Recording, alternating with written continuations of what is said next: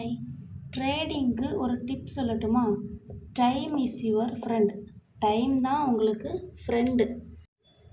Impulse is your enemy. அதாவது நீங்கள் உணர்ச்சி வசப்படுறீங்க ட்ரேடிங்கில் அப்படின்னா அதுதான் உங்களுக்கு பிக்கெஸ்ட் எனிமியாக இருக்கும். இங்கே இருக்கிறதுலே மிகப்பெரிய சொத்து என்ன தெரியுமா? உங்களோட ட்ரேடிங் அக்கௌண்ட்டில் இருக்கக்கூடிய வேல்யூ கிடையாது, டைம் தான். டைம் தான் பிக்கெஸ்ட் அசட். நீங்கள் பண்ணக்கூடிய ட்ரேடிங் ஒரு சில நேரங்களில் உங்களுக்கு உணர்ச்சி வசப்படுற மாதிரி இருக்கலாம். உங்களோட இமோஷன்ஸை ட்ரிகர் பண்ணுற மாதிரி இருக்கலாம். அந்த மாதிரி டைமில் உங்களுக்கு நீங்களே என்ன சொல்லிக்கணும் தெரியுமா? கேபிட்டலை ரிஸ்க் எடுக்கக்கூடாது. உங்களோட கேபிட்டலை ரிஸ்க் எடுத்து அதை லாஸ் பண்ணுறத விட ஜஸ்ட் ட்ரேட் பண்ணாமல் சைலண்ட்டாக இருக்கிறது பெஸ்ட்டு. மார்க்கெட் எங்கேயுமே போக போகிறது கிடையாது. மார்க்கெட் அங்கேயே தான் இருக்க போகுது.